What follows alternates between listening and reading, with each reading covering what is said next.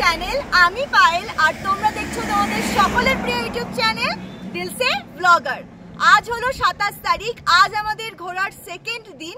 তাই আজ আমরা লামাহাটা হোমস্টে থেকে বেরিয়ে লামাহাটার সাইট সিন করে তিনচুলে তাকদার সাইট সিন করে আমরা পৌঁছে যাব দার্জিলিংয়ে। দার্জিলিংয়ে পৌঁছে যাওয়ার পথে আমরা দার্জিলিংয়েরও বেশ কয়েকটা সাইট সিন দেখে নেব, তারপর আমরা দার্জিলিংয়ের হোমস্টেতে পৌঁছে যাব। তাই তোমরা যদি আমার সাথে লামাহাটা, তিনচুলে, তাকদা, দার্জিলিং এই সকল কিছুর সাইট সিন করতে চাও তাহলে এই ভিডিওটা স্কিপ না করে একদম এন্ড অবধি দেখতে থাকো। আমি নিশ্চিত তোমাদের আজকের এই ভিডিওটা দেখতে খুব খুব ভালো লাগবে। তো চলো আজকের এই সুন্দর ভিডিওটা শুরু করা যাক। 27 তারিখ সকালে হোমস্টের তরফ থেকে দেওয়া গরম গরম লুচি, আলুর দম আর ম্যাগি খেতে খেতে হোমস্টের ব্যালকানি থেকে দেখছিলাম প্রকৃতিমা তখন সদ্য বৃষ্টিস্নাত সাদা কালো মেঘ আর কুয়াশার কোলে পাহাড়কে যেন খুব যত্ন করে ঘুম পাড়িয়ে রেখেছে। ব্রেকফাস্ট সেরে আমরা চারজন ঝটপট রেডি হয়ে প্রশান্ত ভাইয়ের গাড়ি চড়ে পাহাড়ের বুকে একগুচ্ছ সাদা কটন ক্যান্ডি দেখতে দেখতে আজকের সাইট সিনের উদ্দেশ্যে রওনা দিলাম। লামাহাট্টা থেকে খানিকটা দূরে প্রথমেই এলাম খুবই জনপ্রিয় পেশক টি গার্ডেনে। পেশক হলো হিমালয়ের পাদদেশে একটি সাধারণ গ্রাম, যার চারপাশে পাহাড়ের ঢাল জুড়ে আছে বিস্তীর্ণ চা বাগান। চারপাশের সবুজ পরিবেশ, ঠান্ডা আবহাওয়া, পাখিদের কিচিরমিচির, নিস্তব্ধতা, প্রশান্তি, শহরের চাপ থেকে মুক্তি, এই সকল কিছুকে অনুভব করতে হলে তোমাকে পেশক টি গার্ডেনে অবশ্যই আসতে হবে। সর্বোপরি পরিষ্কার আকাশে পেশক টি গার্ডেন থেকে কাঞ্চনজঙ্ঘা রেঞ্জের দর্শন তোমাকে আনন্দ দেবেই। এখানে কিছুক্ষণ সময় কাটানোর পর স্থানীয় এক দোকান থেকে চা বিস্কিট খেয়ে এবার আমরা রওনা দিলাম নেক্সট সাইট সিনের উদ্দেশ্যে, যার নাম lovers meet view point.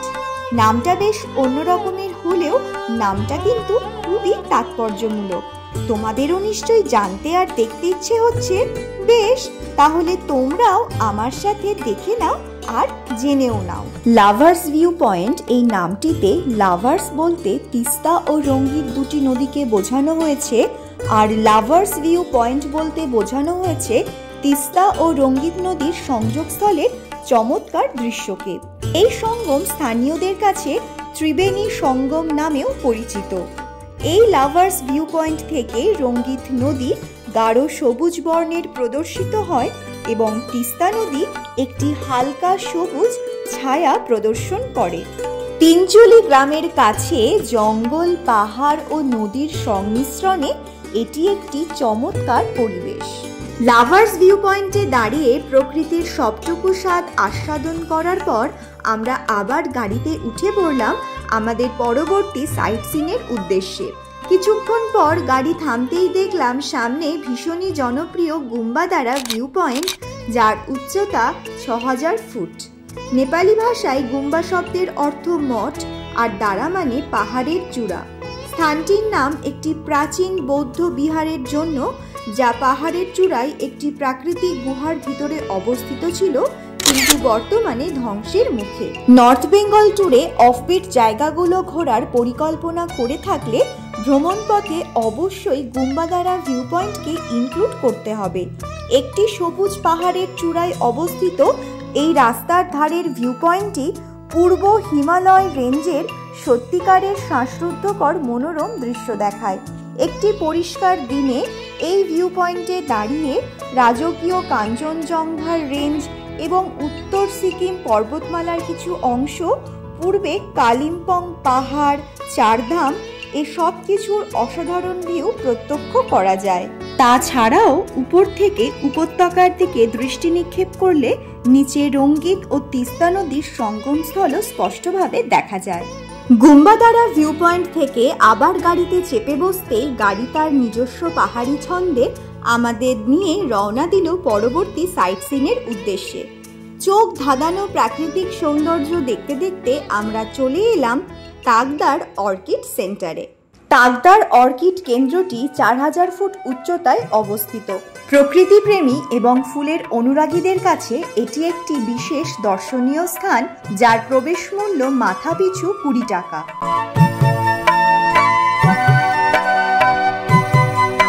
Orchid কেন্দ্রটি ব্রিটিশ যুগের গভীর ইতিহাসে নিহত। প্রথম বিশ্বযুদ্ধের সময় যে সমস্ত ব্রিটিশ সৈন্যদের যুদ্ধ করার কথা ছিল তারা এখানে জড়ো হতো। এটি হলো আসলে প্রস্ফুটিত অর্কিডের বিরল এবং সুন্দর জাতের বাড়ি।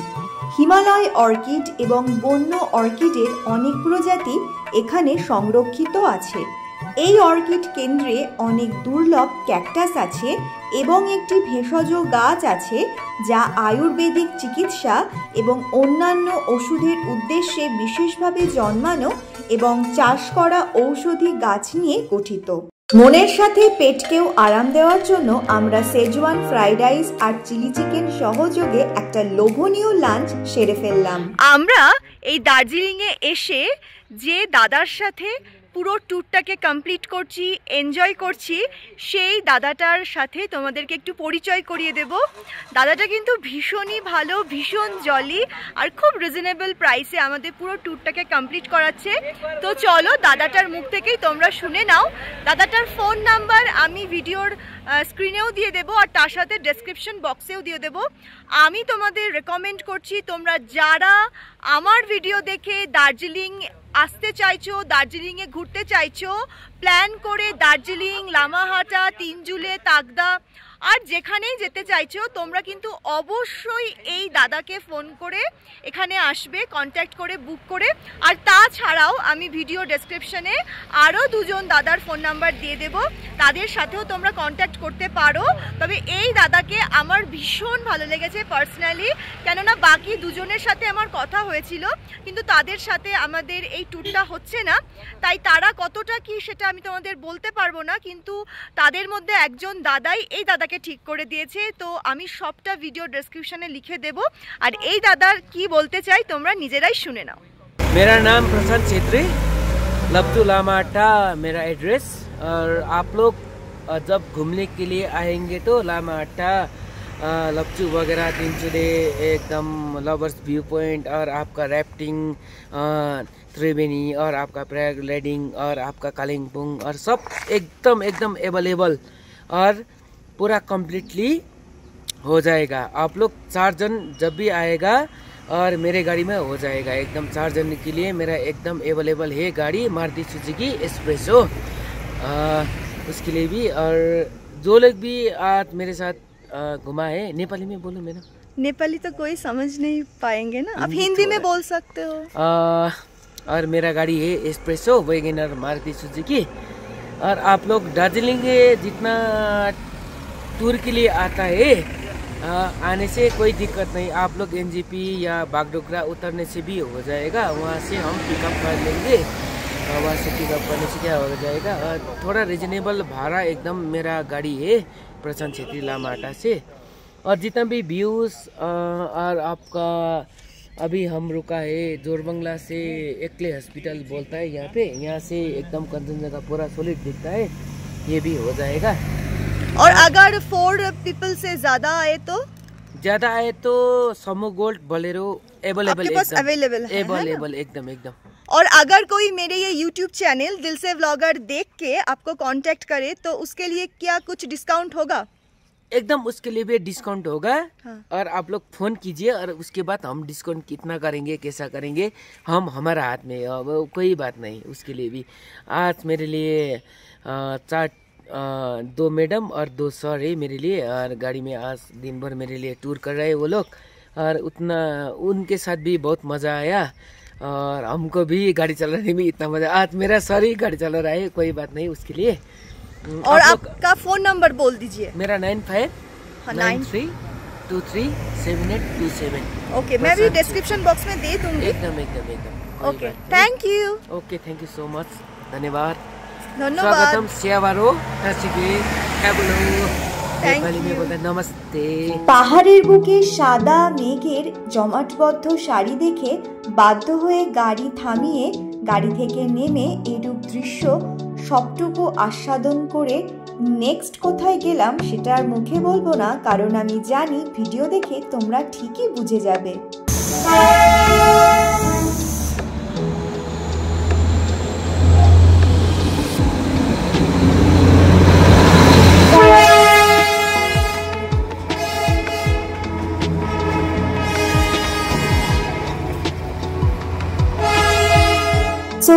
বুঝে গেছো নিশ্চয়ই আমরা ফাইনালি পা রেখেছি কুইন অফ হিলস অর্থাৎ দার্জিলিংয়ে। আর দার্জিলিংয়ে আমাদের প্রথম সাইট সিন হলো ঘুম মনেস্ট্রি। দার্জিলিংয়ের কেন্দ্রস্থল থেকে আনুমানিক 4 থেকে 6 কিলোমিটার দূরে অবস্থিত ঘুম মনেস্ট্রি দার্জিলিংয়ের অন্যতম প্রধান আকর্ষণ। এই স্থানটি যোগচোলিং গোম্পা নামেও সুপরিচিত। ঘুমের 3টি মঠের মধ্যে সবথেকে বড় এটি বৌদ্ধ সম্প্রদায়ের জন্য একটি শ্রদ্ধেয় স্থান এবং এটি কিছু বিরল বৌদ্ধ পাণ্ডুলিপির ভাণ্ডার। গোম্পার প্রবেশদ্বারে মৈত্রেয় বুদ্ধের 4.57 মিটার মূর্তি সোনায় আঁকা এবং মূল্যবান পাথর দিয়ে ঘেরা এই মঠের প্রধান আকর্ষণ। এই স্থানের শান্ত পরিবেশ এটিকে সমস্ত দর্শনার্থীদের কাছে বিশেষভাবে আধ্যাত্মিক করে তোলে। আজকের পরবর্তী এবং ফাইনাল ডেস্টিনেশন হলো বাতাসিয়া লুপ, যার অর্থ হলো এয়ারি স্পেস এবং টিকিট মূল্য হলো মাথা পিছু 15 টাকা আর সময়সীমা হলো সকাল 5টা থেকে রাত 8টা। শিলিগুড়ি থেকে দার্জিলিং যাওয়ার পথে সকলের প্রিয় টয় ট্রেন বাতাসিয়া লুপ এবং এর মধ্যে থাকা ওয়ার মেমোরিয়ালের মধ্যে দিয়ে যায়। বাতাসিয়া লুপ মাউন্ট কাঞ্চনজঙ্ঘা এবং অন্যান্য তুষার আচ্ছাদিত হিমালয়ের চূড়ার দর্শনীয় দৃশ্যের জন্য পর্যটকদের আকর্ষণ করে। এই বাতাসিয়া লুপের মধ্যে একটি ওয়ার মেমোরিয়াল আছে, যাকে কেন্দ্র করে একটি ইতিহাস আছে এবং কিছু ইনস্ট্রাকশনস আছে, যেটা বাতাসিয়া লুপের প্রবেশের মুখে মার্বেল ফলকে ইংলিশে লেখা আছে, যার বাংলা অনুবাদ করলে দাঁড়ায় এই যুদ্ধ স্মৃতিসৌধটি 1995 সালে এই এলাকার সাহসী সৈনিকদের শ্রদ্ধা জানাতে নির্মিত হয়েছিল, যারা যুদ্ধক্ষেত্রে মাতৃভূমির জন্য স্বাধীনতার পর থেকে তাদের মূল্যবান জীবন বিলিয়ে দিয়েছিল।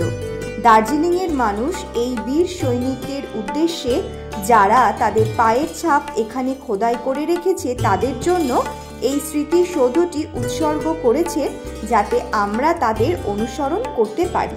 এই স্মৃতিসৌধটি যে কোনো ধর্মীয় স্থানের মতোই একটি পবিত্র স্থাপনা, তাই দর্শনার্থীদের প্রাঙ্গণের অভ্যন্তরে মদ এবং তামাক জাতীয় দ্রব্য পরিহার করে পবিত্র স্থানটির পবিত্রতা বজায় রাখার জন্য অনুরোধ করা হচ্ছে। প্রাঙ্গণে পবিত্র স্মৃতিসৌধের উপযোগী একটি মর্যাদাপূর্ণ আচরণেরও অনুরোধ করা হচ্ছে।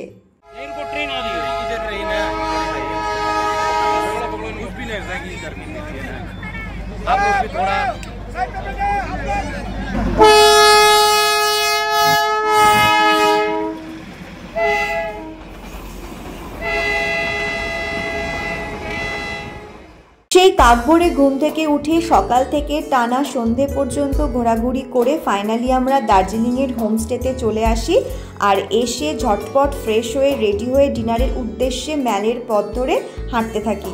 আর হাঁটতে হাঁটতে আমাদের চোখে পড়ে যায় সোশ্যাল মিডিয়াতে ভাইরাল হোপ গ্লিনারিজে, আর সেখানে এক ঝাঁক মানুষ রেডি ফটো তুলবে বলে। কিন্তু আমাদের ততক্ষণে প্রচুর খিদে পেয়ে গেছে, তাই আমরা সোজা হাঁটতে হাঁটতে লেফট সাইডের পথ ধরে হাঁটতে থাকি আর পৌঁছে যাই পদ্ম রেস্টুরেন্টে। কিন্তু রেস্টুরেন্ট ততক্ষণে বন্ধ, তাই আরও কিছুটা সোজা হেঁটে আমরা পৌঁছে যাই হোটেল মহাকালান রেস্টুরেন্টে, কিন্তু সেটাও অলমোস্ট বুকড হয়ে যাওয়ার জন্য আরও কিছুটা হেঁটে লেফট সাইডে আমরা পেয়ে যাই হোটেল নিউ মহাকাল এই রেস্টুরেন্টে। এখানে এসে আমরা ঢুকে পড়ি আর রেস্টুরেন্টের ভেতরে ঢুকে দেখি মানুষে একদম চেয়ার বুক করে সব বসে পড়েছে ডিনারের জন্য। যাই হোক, ভাগ্যক্রমে আমরা 4টে চেয়ার পেয়ে যাই আর আমরা ঝটপট বসে পড়ে মাটন থালি অর্ডার দিয়ে দিই আর অপেক্ষা করতে থাকি ডিনারের জন্য।